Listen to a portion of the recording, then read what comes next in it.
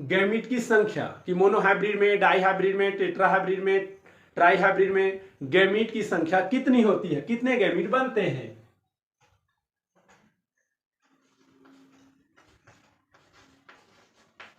Gamete की संख्या कि एकल संकर क्रॉस में गैमीट कितने बनते हैं, द्विसंकर क्रॉस में गैमीट कितने बनते हैं, त्रिसंकर क्रॉस में गैमीट की संख्या कितने बनते हैं। शॉर्टकट में हम लोग इसको जान लेते हैं। एक सूत्र है,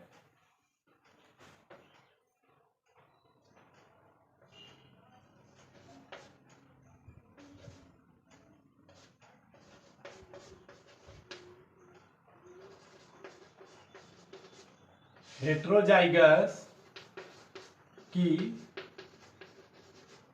संख्या बराबर 2n²। गैमीट किसी भी क्रॉस का गैमीट निकालना है, कितने गैमीट बनते हैं, इसके लिए एक बहुत बढ़िया सूत्र है, हेटेरोजाइगस की कुल संख्या। हेटेरोजाइगस की कितनी संख्या है, इसके बराबर 2n, 2 का n² है, जहां पर n बराबर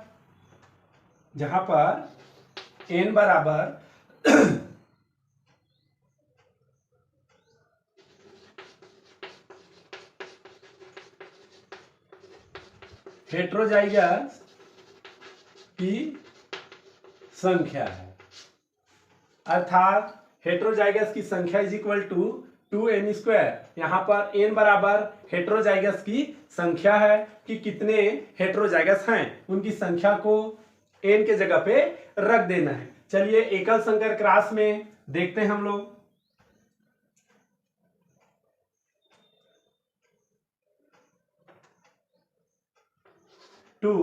अब n के जगह पे आप 1 रख दीजिए। एकल संकर क्रॉस के लिए n के जगह पर 1 रख दीजिए, तो आप पाएंगे कि इसमें 2 ही बनेगा, अर्थात एकल संकर क्रॉस में 2 गैमीट ही बनते हैं। चलिए द्विसंकर क्रॉस के लिए देखते हैं। द्विसंकर क्रॉस के लिए n के जगह पर आप क्या रखेंगे, 2 रखेंगे। n के जगह पर 2 रख दीजिए और 2 रखेंगे तो 2 गुणित 2 हो जाएगा। इस प्रकार 2 दूनी 4 हो जाएगा। तो आप देखिएगा द्विसंकर क्रॉस में गैमीट की संख्या 4 बनती है। त्रिसंकर क्रॉस, इसको थोड़े से और अच्छे से लिख देते हैं। चलिए, यह है एकल संकर क्रॉस एकल के लिए, और यह है द्विसंकर क्रॉस के लिए, और यह है गैमीट बनने वाले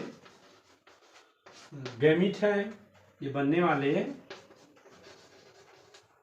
गैमीट हैं। अब यहीं पर त्रिसंकर क्रॉस के लिए त्रिसंकर क्रॉस,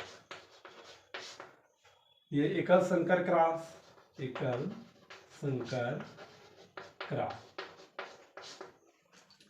यहां पर आप हेटेरोजाइगस की संख्या लिखेंगे n के जगह पे। एकल संकर क्रॉस में n के जगह में 1 लिखना है, द्विसंकर क्रॉस में n के जगह में 2 लिखना है, और त्रिसंकर क्रॉस में n के जगह पर 3 लिखना है। फिर ये लास्ट में जो बन रहा है वो गैमीट आ जाएगा कि कितने गैमीट बनते हैं।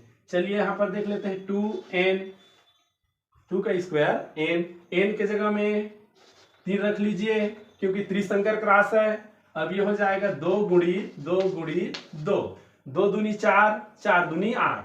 इस प्रकार से ऐसे ये 8 गैमीट बनते हैं। त्रिसंकर क्रॉस में 8 गैमीट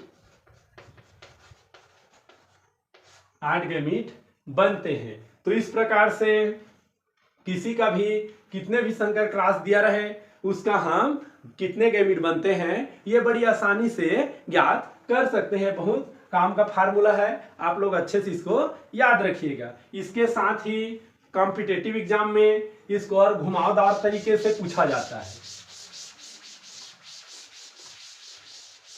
कॉम्पिटिटिव एग्जाम में आप देखेंगे इसको और बहुत ही घुमावदार तरीके से पूछा जाता है।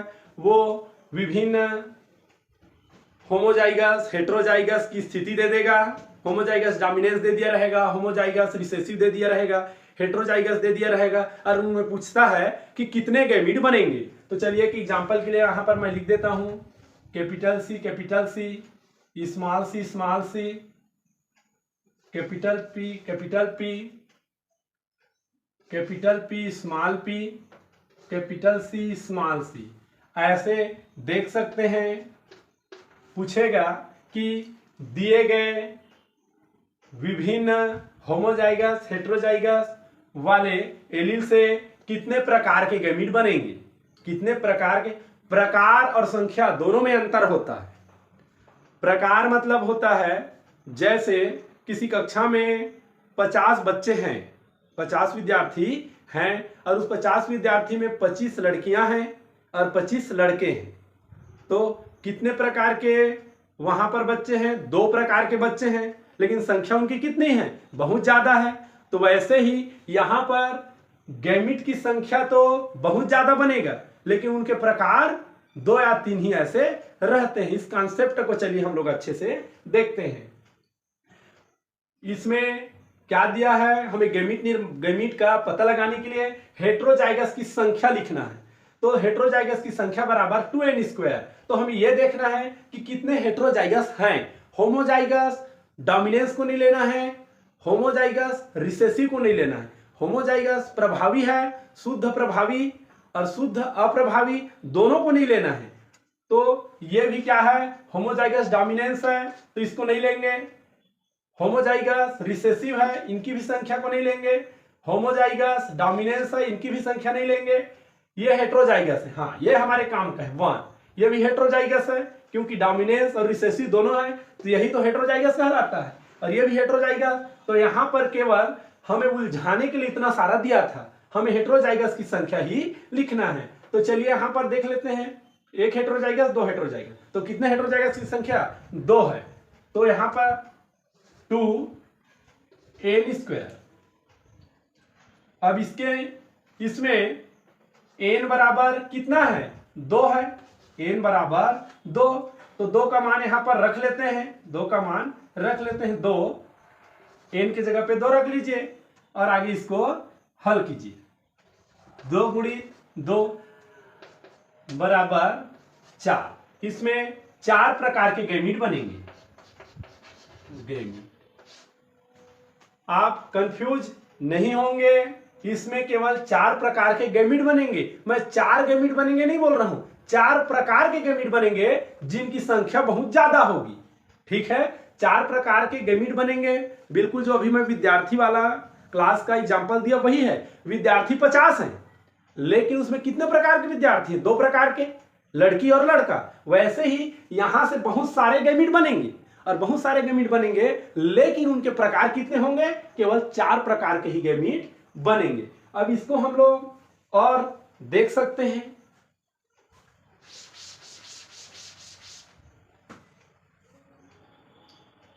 चलिए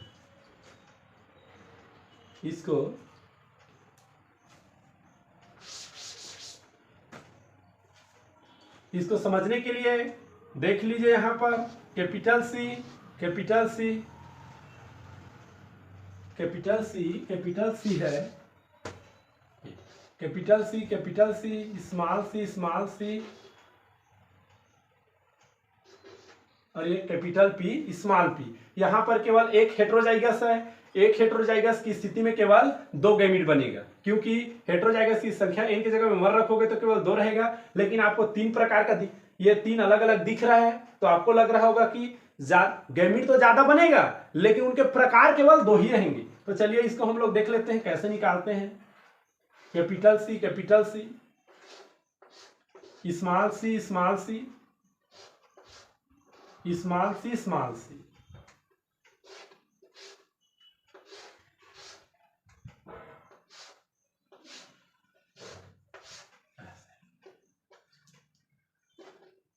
कैपिटल सी, यहां से ये पी रहेगा, small P, capital P, small P, capital P, small P, capital P, small P. चलिए यहां से देख लेते हैं। Capital C, small C, capital P.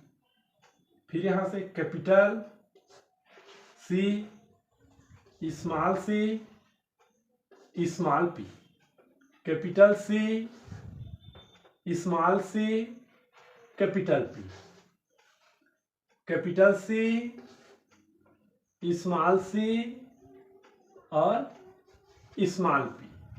इधर देख लीजिए, capital C, small C, capital P, capital C, small C, small P, capital C, small C, capital P.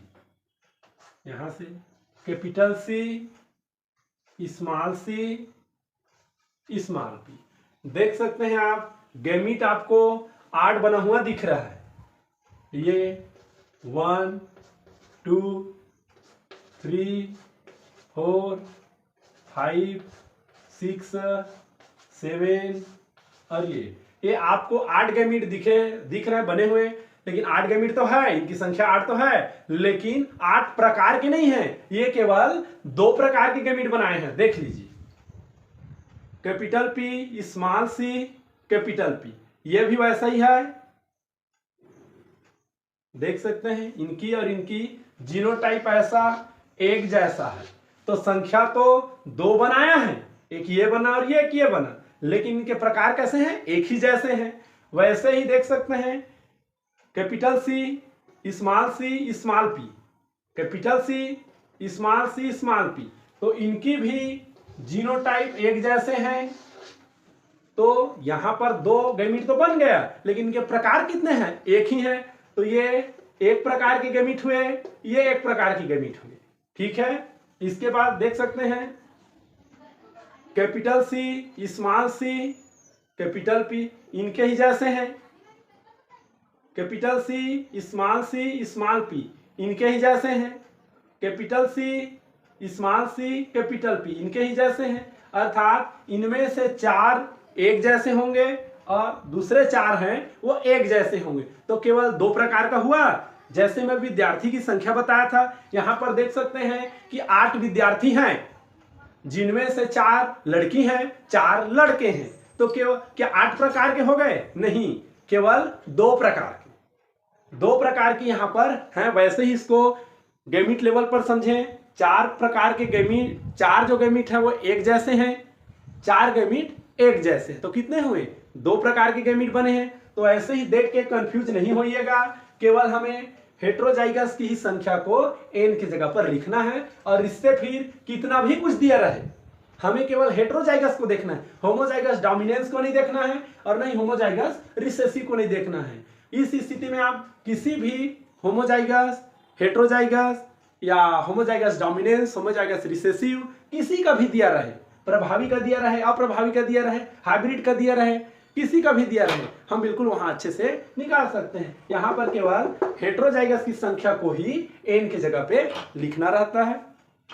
तो आप लोगों को आज के जो क्लास है, जो हमारा जीनोटाइप निकाले, फिनोटाइप निकाले और गैमीट कितने बनते हैं एकल संकर क्रास में, द्विसंकर क्रास में, त्रिसंकर क्रास में, और जो भी यहाँ पर homozygous dominance, heterozygous, homozygous recessive किसी का भी दिया रहता है, उसके कितने गैमीट बनते हैं ये अच्छे से हमने देखा। अगर ये वीडियो आप लोग को यूजफुल लगा, कॉम्पिटिटिव एग्जाम के लायक बढ़िया लगा, तो बिल्कुल कमेंट बॉक्स में जानकारी दे, क्योंकि कमेंट बॉक्स में जानकारी देने से हमें भी अच्छा लगता है। आगे आप लोग को फायदा हो रहा है, ये जानकारी मिलके हमें भी खुशी मिलती है। और अगर आप हमारे चैनल पर नए हैं तो हमारे चैनल को लाइक, शेयर और सब्सक्राइब करें। मेरे वीडियो बनाने का उद्देश्य बस इतना है कि जो भी मेरे अंदर ज्ञान है वो मुझ तक सीमित ना रहे, आप सबको ये ज्ञान मिल जाए, तभी मेरा ज्ञान जो है सार्थक होगा। इस प्रकार से आज की वीडियो के लिए इतना ही। आप सभी का तहे दिल से धन्यवाद।